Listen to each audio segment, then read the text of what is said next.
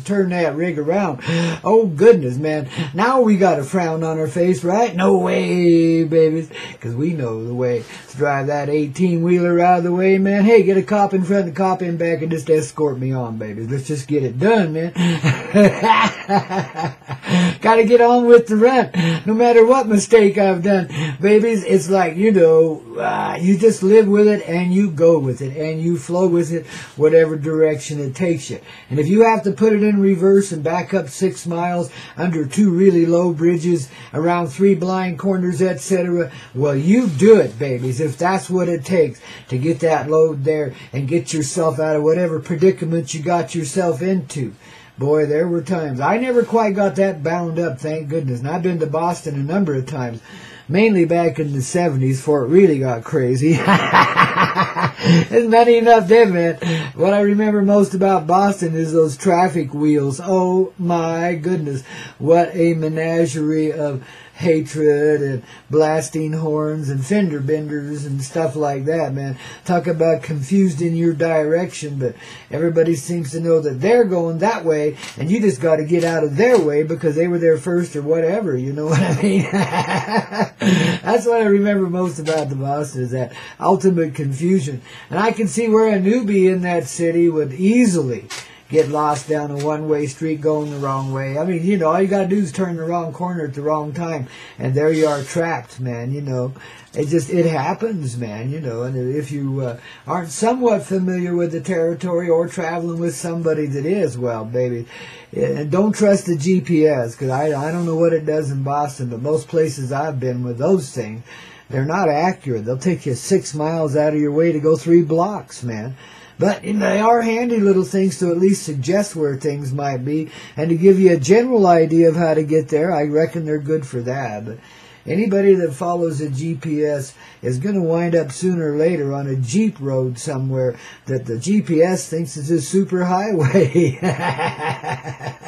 We got one of those just up the road here a piece from us, man. The GPS thinks that there's a highway between Villa Grove and Westcliff, and there ain't. There's a little gravelly road that turns into a Jeep trail that's ruggedier, that's so rugged mountain goats go around it. I mean, come on.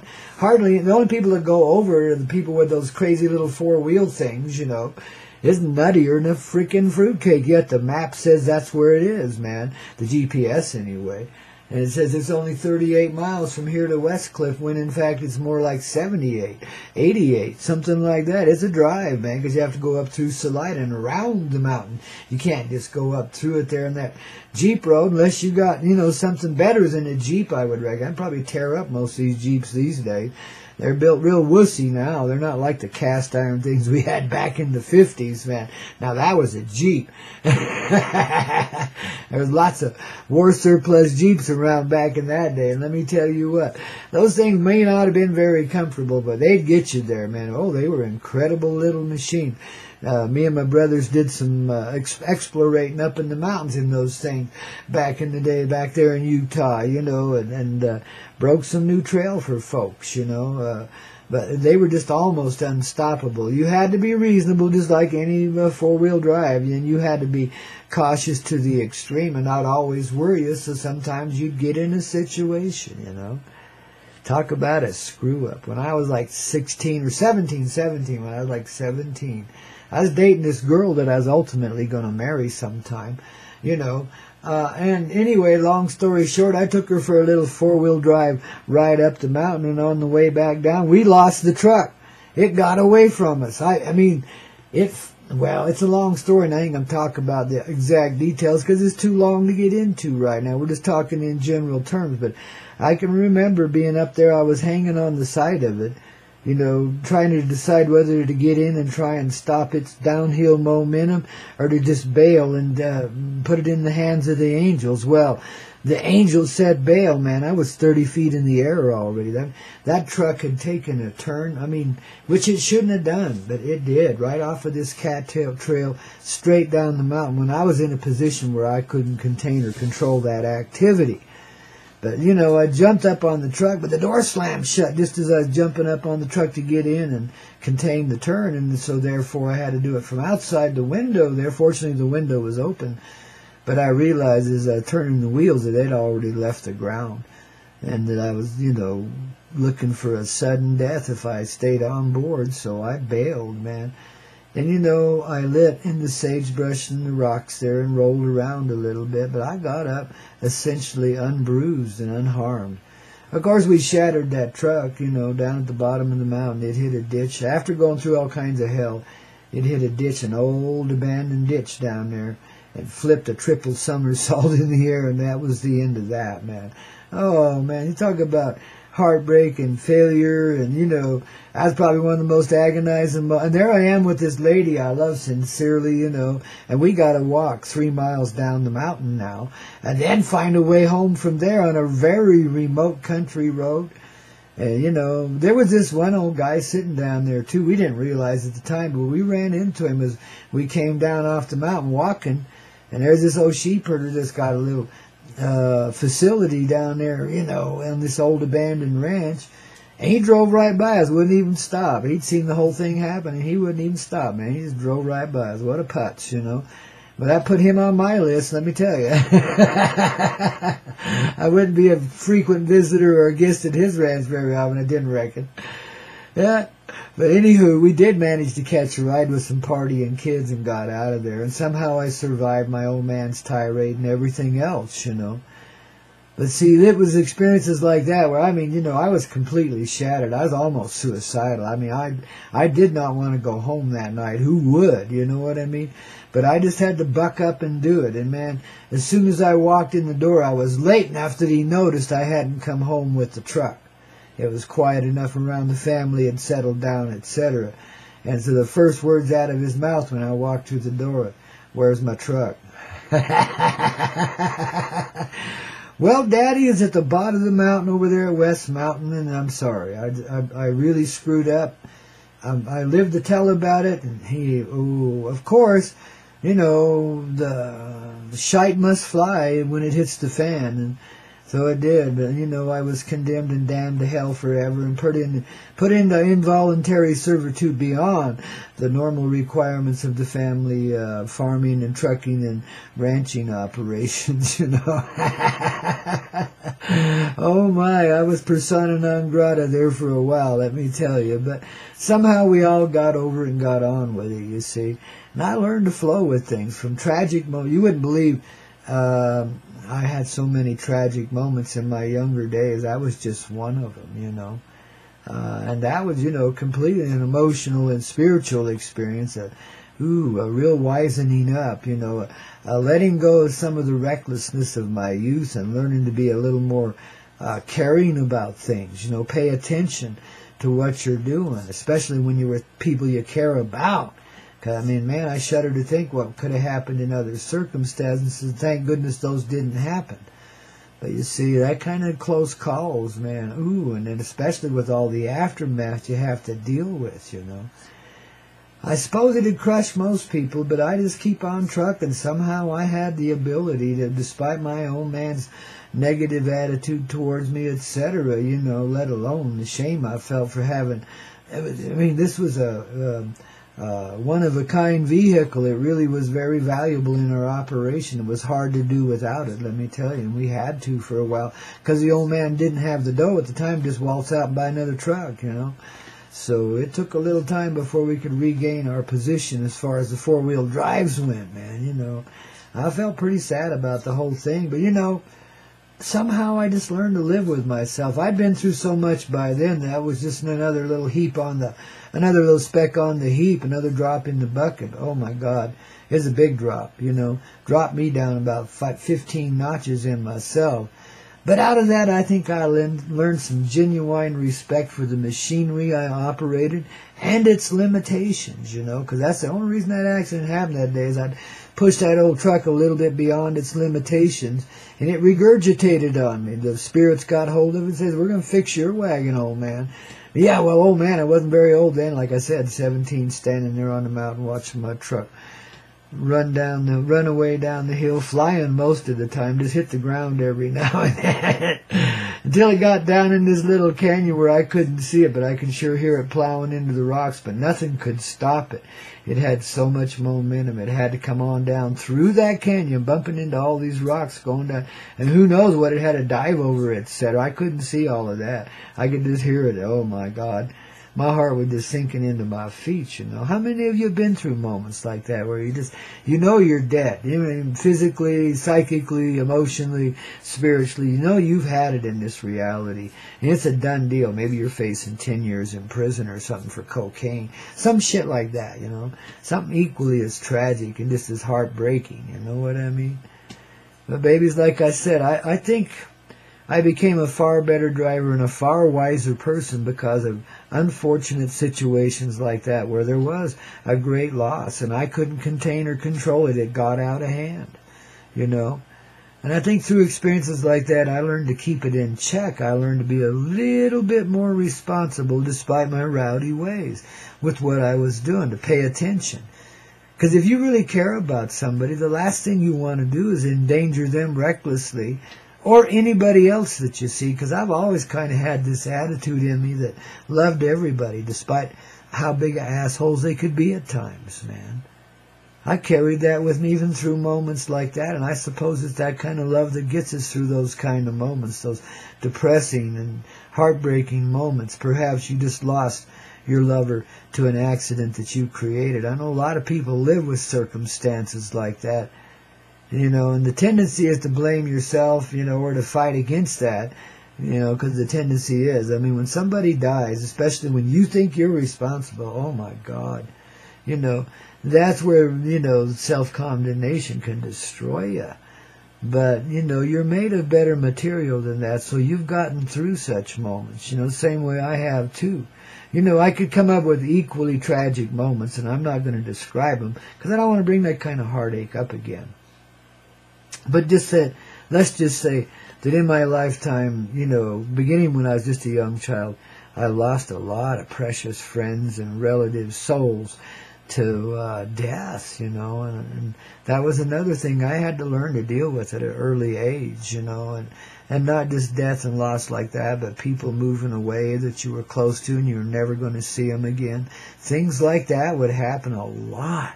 I experienced a lot of disconnections in my younger, well, all through my life, but, you know, especially in the younger days, man, there was this, an array of deaths such as I'd never seen before, you know, and people close to you there one minute and gone the next, and usually for no good reason at all other than it must have been their time, and there they are, bam, gone.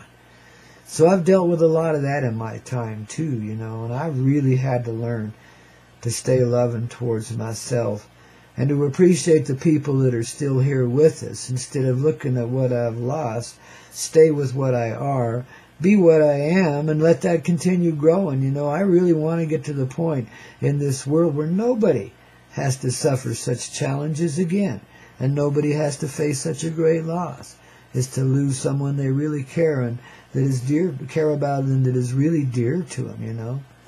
Some of us, however, now this gets into the mystical term, and we'll just address this a little bit here, but some of us, you know, get into this place where we can't let go of the loved one. The loss is so tragic, so overwhelming, that if their soul is willing to hang around, we're going to cling on to it and not let it go on with its progression in this kind of selfish sort of way, you know, not being able to face our grief, you know.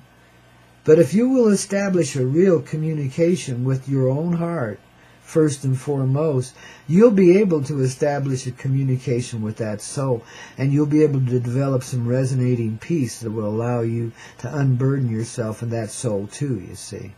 I mean, that soul presence only loves you enough that it wants to stick around and help you, and doesn't realize that it missed out on the gift of the divine when it decided to stick instead of flowing, going with the glow and flowing with the life and the love. You know, it kept the love. This love was stronger than that love, believe it or not, at least in their presence of state of being when they passed on.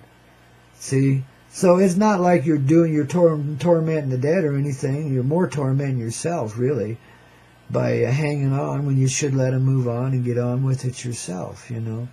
This is one thing you learn by living through a lot of tragedy. You also learn the random nature of things and how it really is a senseless thing, how one is there and one is not. It just happens a lot. You know, the same circumstances, one person will croak, another one won't. You know, and 3 more will make it through too, you know, and then this one that died actually turned out, because somebody figured out what killed him, it saved somebody else's life, etc. You know, there's always these positive elements. There's always this service, the soul service in motion, as I call it, the heart in motion. So even though we suffered as a tragic loss when we were living through it, not understanding the circumstances of it, but as we begin to develop our ability to see, you know, past restrictions, we see past the veils even of death, and we begin to recognize that we've always been still in communication with those persons that have passed on, and, you know, even in pets and animals sometimes. In fact, most of the time, you know, they'll be there on the other side of the Rainbow Bridge, but they'll be here riding with you too, because they love you so doggone much, and you love them in return. See, now you can be equitous.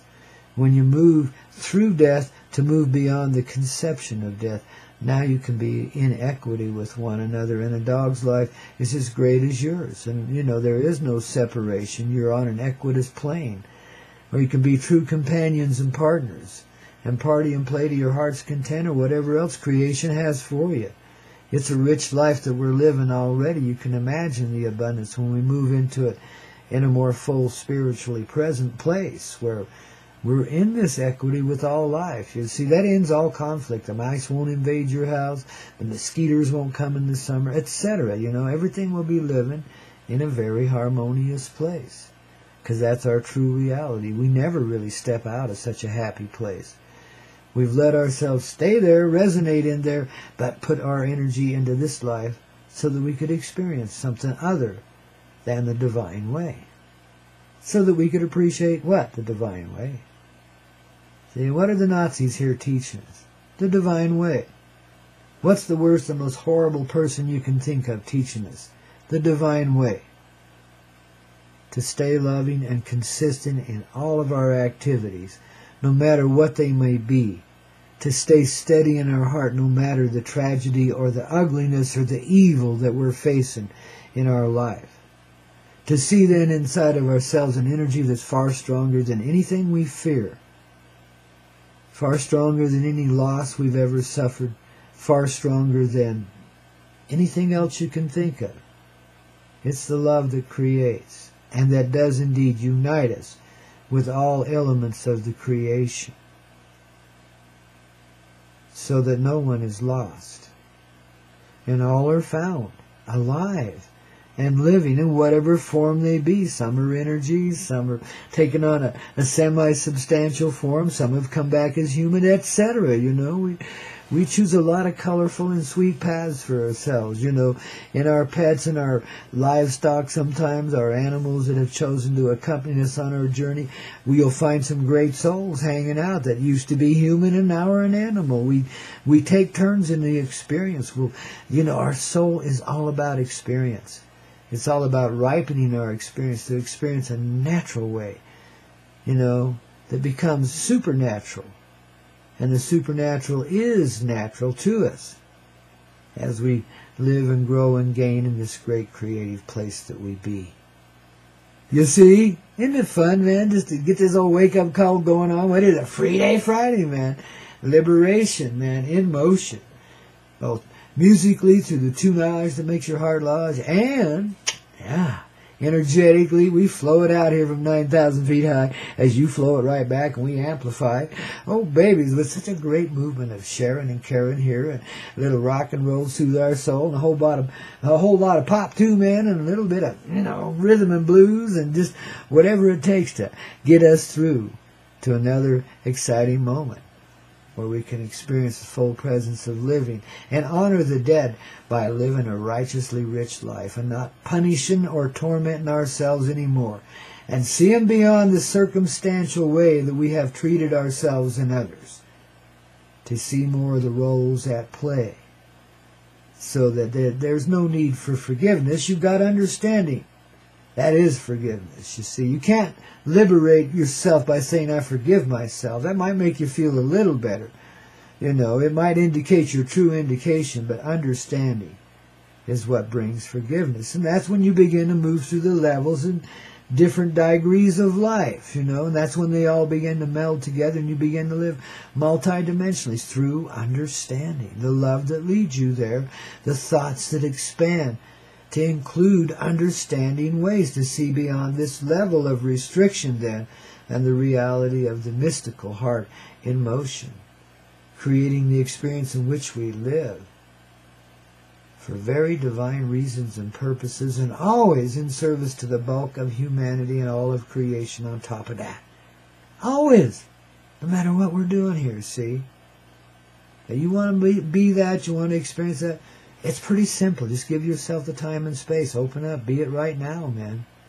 That's what we're sharing here from 9,000 feet in the air.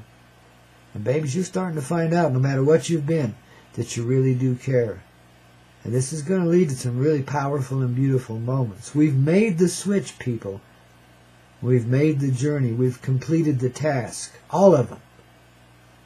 Now we can step back into our heart at last and be fully present forevermore. So says Grandpa Coyote, grandfather of love. Here's we even the score, babies. Oh, baby. And that Coyote medicine shows sort of way, wouldn't you say, here on where else? The Hazy Radio Network. Want to get it clear? Tune in here, babies, indeed.